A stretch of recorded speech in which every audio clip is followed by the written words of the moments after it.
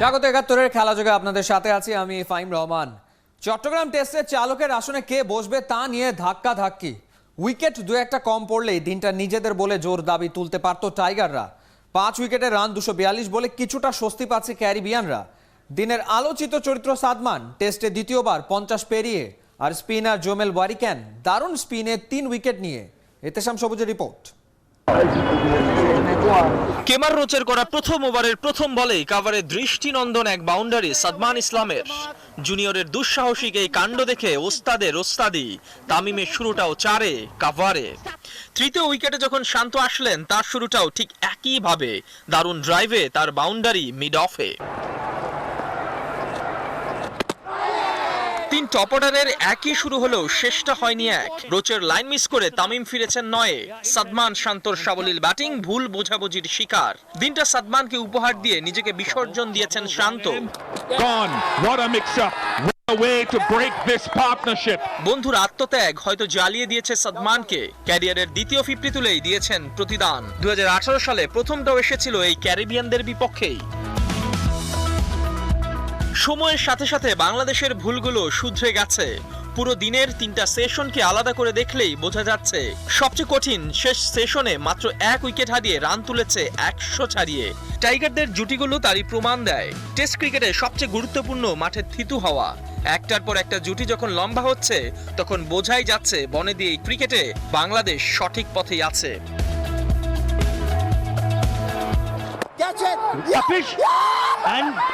Middle অর্ডারে স্বপ্নের কারিগর হতে যাওয়া মুশফিক আর মুমিনুল আশা জাগিয়েও ইনিংসটা লম্বা করতে পারেনি। ক্যাপ্টেনের ২৬ আর ৩৮-এ বিদায় মুশির।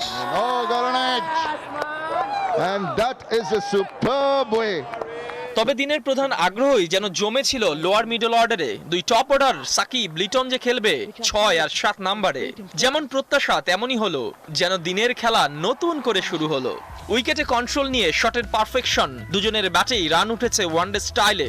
শেষ জুটিতে লিটনই বেশি মেরেছে, তবে দিন শেষে ব্যক্তিগত রানে সাকিব একটু এগিয়ে আছে। এই দুজনের পর আর জেনুইন কোনো ব্যাটসম্যান নাই বাংলাদেশ দলে। তবে প্রথম দিনে ওরা যেখানে শেষ করেছে ওখান থেকে শুরু হলে ক্যারিবিয়ানরা ভুগবে দ্বিতীয় দিনে। এতেশাম সবুজ, ৭১। জেদ নিয়ে মাঠে নেমেছিলেন সাদমান, করবেনই রান। ৫৯-এ কাটা পড়লেন আম্পায়ারের ভুল সিদ্ধান্তে। শুধরে নেওয়ার উপায় ছিল, মুশফিক সায় দিলেন না, আর তাই রিভিউটা নেওয়া হলো না। কে জানে হয়তো একটা শতকের অপমৃত্যু হলো অবিবেচক সিদ্ধান্তে। তবে দিন শেষে ও নিয়ে আর ভাবতে চান না সাদমান। আশা করছেন বাকিরা মিলে স্কোর বোর্ডে জমা করবেন আরো শখানেক রান। রিয়াসাত আজিমের রিপোর্ট। জহুর আহমেদের টস জয়, স্পিনিং উইকেট এবং ব্যাট করতে নামা সব মিলে স্বাগতিকরা শুরুটা যেমন চেয়েছিল তেমনটাই হয়েছে। কিন্তু দিনের শেষটায় গিয়ে সব কিছু কেমন যেন গোলমেলে মনে হয়। সেট হয়ে ব্যাটসম্যানরা আউট হয়েছেন এবং সাকিব আল হাসান ও লিটন দাসের উপর মহা চাপ চাপিয়েছেন। তা তো অবশ্যই আমাদের নিজেদের ল্যাকিংসের কারণে আমাদের যে প্রবলেমটা হয়েছে, যা উইকেটগুলো পড়ছে। তো আশা করি ইনশাআল্লাহ যে কালকের দিনটা বুঝে উঠতে পারছে যে কিভাবে ব্যাটিং করতে। সাকিব আল লিটন খুব ভালো ব্যাটিং করতেছে, আশা করি কালকে এই প্রবলেমটা ফেস করতে হবে না। ৩৫ রান করতে খেলেছেন, ১৫৪ বল, স্ট্রাইক রেটটা ৩৮-এর একটু উপরে। টেস্ট মেজাজে আসলে খেলতে হয় কিভাবে তার যেন অনন্য উদাহরণ সাদমান। তবে আউট হয়েছেন যেভাবে সেটা নিয়ে প্রশ্ন জাগতেই পারে। অভিজ্ঞ মুশফিকুর রহিম যদি একটু গাইড করতেন আর বাংলাদেশ যদি একটা রিভিউ নিত, সাদমানের ইনিংসটা হয়তো আরও বড় হতো। আমি এরকম আমার কাছে মনে হয়েছে, আমি মুশফিক ভাই আমাকে জিজ্ঞেস করছিল যে কি হয়েছে, আমি মুশফিক ভাইকে বলতেছিলাম যে আমার কাছে মনে হয়েছে যে ইন লাইন উইকেট হিট করবে, তাই আর না হয়নি। প্রথম দিনটা সুখকর হয়নি। শেষ বেলায় লিটনকে নিয়ে সাকিবের প্রতিরোধের চেষ্টা। দ্বিতীয় দিনের প্রথম সেশনটা মহা গুরুত্বপূর্ণ, যেখানটায়ও সাকিবকে নেতৃত্ব দিতে হবে লিটনকে সাথে নিয়ে। রিয়াসাত আজিম, ৭১, চট্টগ্রাম। ১৮ জনের স্কোয়াডে ৫ জন পেসার। চট্টগ্রাম টেস্ট খেলছে একজন, বাকিরা বেকার। যথারীতি স্পিনকেই প্রাধান্য দিয়েছে দল পরিচালকরা। দৃষ্টিকটু ঠেকেছে অনেকের কাছে। কেউ বলছে নেতিবাচক মানসিকতা পরিহার করা উচিত। তবে আসল কথা, দেশের মাটিতে টাইগারদের টেস্ট সাফল্যের রূপকার বরাবরই স্পিনাররা। কিন্তু কতদিন অবহেলিত হবে পেসাররা? মাহদি হাসানের বিশ্লেষণ।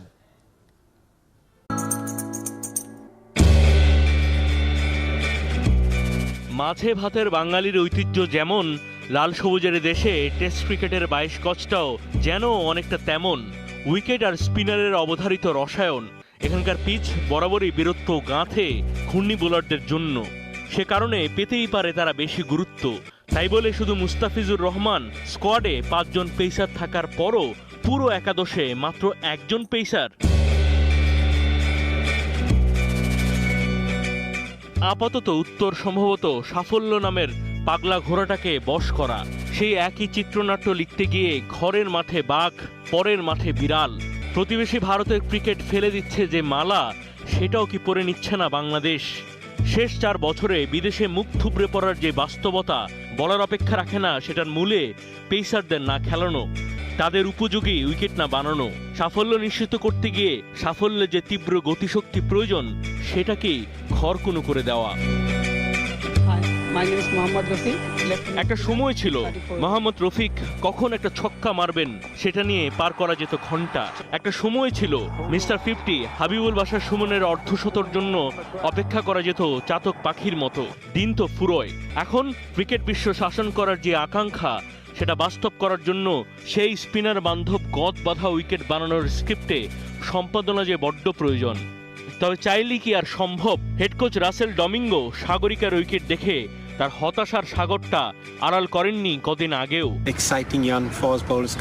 দেশের বাইরে খেলতে গেলে আমাদের পেসারদের সেভাবে তৈরি করতে হবে।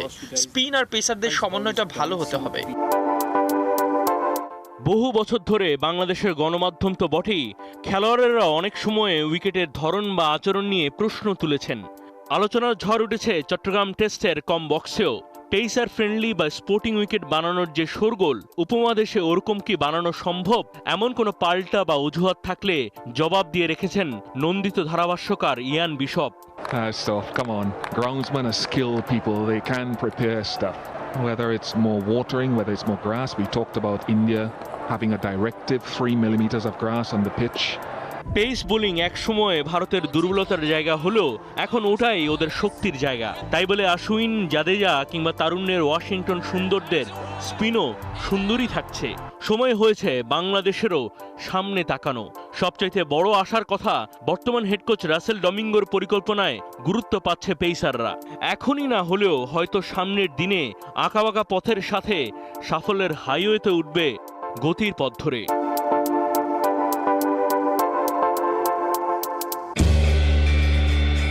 মারিয়াসান, 71। এমন না ফাস্ট বোলাররা উইকেট নিতে পারে না। শেষ 5 টেস্টে 6 ইনিংসে আবু জায়েদ রাহি উইকেট নিয়েছেন 16টা, অথচ ঘরের মাঠে তিনি দর্শক। প্রশ্নের মুখে পড়া স্বাভাবিক টিম ম্যানেজমেন্টের বিবেচনা বোধ। রানে থাকা অভিজ্ঞ মাহমুদুল্লাহ রিয়াদকে বাদ দিয়ে সমালোচনা শুনেছে নির্বাচকরা। রিয়াজাদ আজিম জানার চেষ্টা করেছে দল নিয়ে আকরাম খানের ভাবনা। ওয়ানডেতে ফাস্ট বোলারের ছড়াছড়ি, টেস্টে দৈন্য দশা। ঘরের মাঠে কন্ডিশন আর উইকেটের আওয়াজ তুলে বাতিলের খাতায় পেসাররা, আর অ্যাওয়েতে অধিকাংশই পারফর্ম করতে ব্যর্থ। আবু জায়েদ সেখানে ব্যতিক্রম। নেই আকর্ষণীয় শারীরিক গড়ন কিংবা বলে প্রখর গতি, তারপরও পারফরমেন্সে ধারাবাহিক। সেই ধারাবাহিকতায় ছেদ পড়ল অবশেষে দলে না থেকে। উইন্ডিজের বিপক্ষে প্রথম টেস্টের একাদশে কে থাকবেন বা থাকবেন না আলোচনায়, আর যাই থাক আবু জায়েদকে নিয়ে ছিল না সংশয়, অনিশ্চয়তা। সবশেষ 5 টেস্টের পারফরম্যান্স ম্যানেজমেন্ট হিসাবে ধরে না, তাই তিনি বাদ। 6 ইনিংসে বল করার সুযোগ পাওয়া পেসার নিয়েছেন 16 উইকেট, অর্থাৎ ইনিংস প্রতি উইকেট প্রাপ্তি প্রায় 3টা।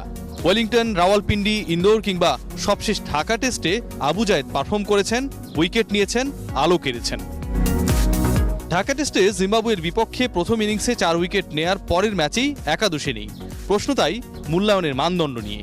একজন ইনফর্ম ক্রিকেটারকে দল থেকে বাদ দিয়ে তার আত্মবিশ্বাস চূর্ণ বিচূর্ণ করার দায়িত্ব নেবে কে? টিমটা দেখে মনে হয়েছে যে আপনার উইকেটে হয়তো বা আপনার টার্নটা বেশি করবে এবং আপনার মুস্তাফিজের কি আপনার যেহেতু কাটার করে সেটা অ্যাডভান্টেজ আছে বিধায় হয়তো ওকে টিম ম্যানেজমেন্ট চিন্তা করেছে। আবু জায়েদের খেলা 5 টেস্টের 4টায় বাংলাদেশের ইনিংস, আর তারপরও ভিন্ন কন্ডিশনে নিজেকে মেলে ধরেছেন সাবলীলভাবে। ইন্দোরে বাংলাদেশের টেস্ট চ্যাম্পিয়নশিপের প্রথম ম্যাচে লজ্জার আত্মসমর্পণ। তবে বিরাট কোহলি, রোহিত শর্মা আর চেতেশ্বর পূজারার উইকেট তুলে নিয়ে সামর্থ্যের প্রমাণ রেখেছিলেন মিডিয়াম পেসার। রাওয়ালপিন্ডিতে আজহার আলী, আবিদ আলী আর বাবর আজম আবু জায়েদের শিকার। তার পেস পড়তে ব্যর্থ। ওয়েলিংটনে প্রথম ইনিংসে 8 রানে 2 ওপেনার নেই নিউজিল্যান্ডের। জায়েদের শিকার টম লাথাম আর জিত রাভাল। কয়েকটা ইনিংসে খারাপ করায় মাহমুদুল্লাহকে ছেটে ফেলা টেস্ট স্কোয়াড থেকে পারফরমেন্সই নাকি শেষ কথা। তবে রাহির বেলায় তা খাটে না। টিম ম্যানেজমেন্টের বায়বীয় দর্শন বোঝা দেয়। রিয়াসাদ আজিম, ৭১, চট্টগ্রাম।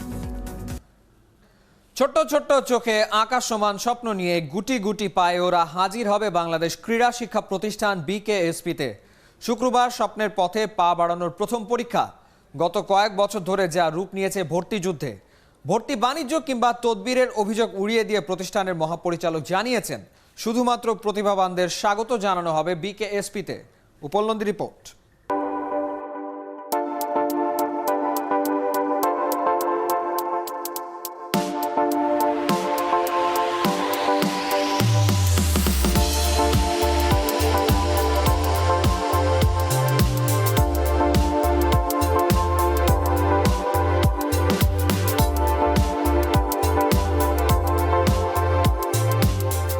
পাঁচ তারিখে বিকেএসপির ভর্তি প্রক্রিয়া, যেটা প্রতি বছরই হয়ে থাকে, সবসময় হয়ে থাকে।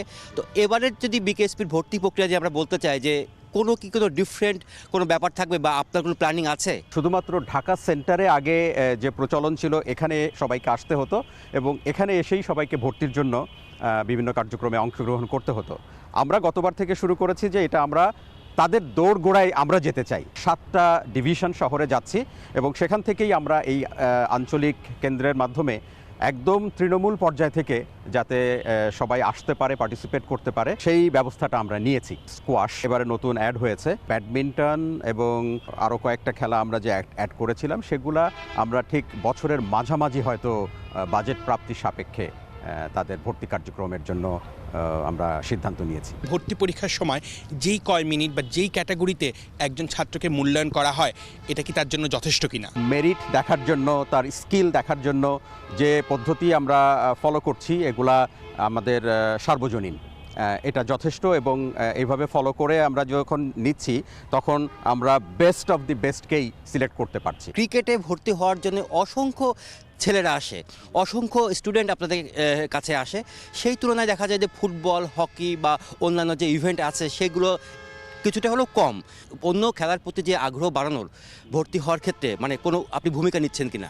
ম্যাক্সিমাম রেসপন্স পাই ক্রিকেটের জন্য এবং তারা এটার জন্যই অ্যাপ্লাই করে। এখান থেকে যারা বাদ পড়ছে আমরা তাদের মধ্যে থেকে কিছু ট্যালেন্ট খুঁজে বের করার চেষ্টা করি যে হ্যাঁ, এর মধ্যে ক্রিকেটের জন্য সে সুইটেবল না, কিন্তু তার যে মেরিটটা আছে সেটাকে আমরা অন্য কোনো একটা স্পোর্টসে দিতে পারি। সো তাদেরকে তখন আমরা ওই খেলার জন্য সিলেক্ট করি। ভর্তি পরীক্ষা আসলেই কিন্তু বিভিন্ন মহলের তদবির আসে, সেই বিষয়গুলো আসলে আপনি কিভাবে হ্যান্ডেল করেন? সম্মানের সাথেই সবাইকেই বলি, পরীক্ষাগুলো হয়, আমাদের এই পরীক্ষাগুলোর মাধ্যমেই সবাইকে আমরা সিলেকশনের মধ্যে নিয়ে আসি। ওকেও পরীক্ষা দেওয়ার জন্য বলেন এবং ডেফিনেটলি সে ভালো করলে আমরা তাকে নিয়ে নিব। যারা এখানে খেলতে চান, এখানে পড়তে চান, তাদের জন্য এবং তাদের অভিভাবকদের জন্য আপনার আসলে বিকেএসপির মহাপরিচালক হিসেবে কোনো মেসেজ কি থাকবে? 7 থেকে একটা ছেলেকে 6 বছর প্র্যাকটিস করাই, তখন কিন্তু তার এফিসিয়েন্সি বা স্কিলের মাত্রাটাও কিন্তু একটা বড় উঁচু পর্যায়ে পৌঁছায়। সুতরাং যারা স্পোর্টস লাভার তাদের জন্য বিকেএসপির অল্টারনেটিভ আছে বলে আমার মনে হয় না। সো আমার মেসেজটাই হচ্ছে যে আপনারা বিকেএসপিতে নিশ্চিন্তে ট্যালেন্টদেরকে পাঠান, আমরা তাদেরকে গড়ে তুলব। এই ছিল এই মুহূর্তের খেলাযোগের সরাসরি সংবাদ অনুষ্ঠান। দেখতে থাকুন ৭১-এর ফেসবুক পেজ এবং সাবস্ক্রাইব করুন ৭১-এর ইউটিউব চ্যানেলে। প্রতি মুহূর্তে আমরা জানাচ্ছি করোনার সবশেষ ভয় নয়, সচেতনতাই জয়।